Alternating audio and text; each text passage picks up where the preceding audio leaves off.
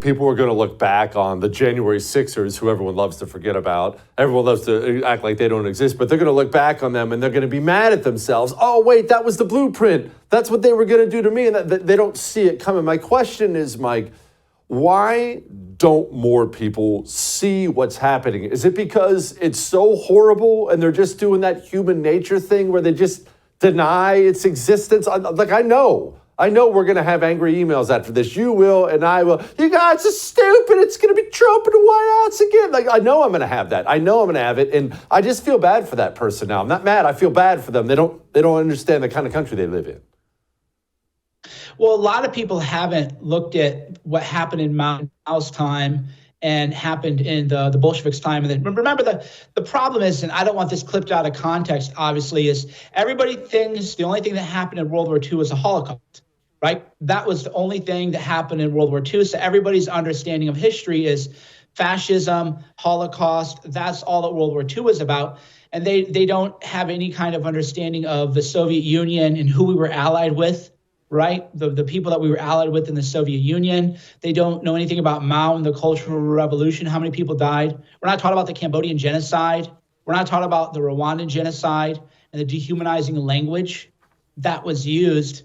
So because of that, they don't understand anything, right? They don't get it. When these Harvard kids that are chanting Hamas slogans, people go, "Oh wow, I understand this," because that's their only understanding of genocide. But when you tell them, oh yeah, have you ever looked into the Rwandan genocide and read Machete Time and saw how they dehumanized people before they started hacking them up? Oh, you're crazy, Cernovich.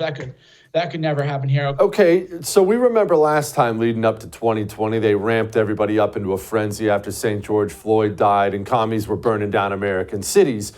Are we anticipating something like that in 2024? Or are they just going to go right to foreign wars? What are they going to do? Because they're going to do something, Mike. Well, they have to do a war, but the race riots are going to be canceled because of what happened with Israel. So Israel and the attack by Hamas, and then people finally realizing that Hamas and BLM are one and the same, put a real problem for the Democrats. And that's one of, I don't want to call it a good trend because on the back of tragedy, you don't want to think about it in those terms. But the race riots can't happen in 2020 because it's all Hamas now. And people know that. And people can't deny that anymore. So I'm thinking hot war. They need to cook something up. They're already sending U.S. troops over. Oh, they're just there as a peacekeeping role. That way they can have a Gulf of Tonkin style incident. Again, we have playbooks for all of this. I wish that I were a genius. I'm unfortunately not. All I do is read a lot and learn about human nature and realize, actually the Bolsheviks did this. I remember this. And, Mao did this. I remember this from reading books. This is all, again, established tactics by the left. So people, again, the problem is that they don't understand anything about World War II other than the Holocaust, which is a significant part of World War II, but other things happened in World War II. The Soviet Union, they weren't the good guys. Look what they did when they got power. Look what they did when they took over places.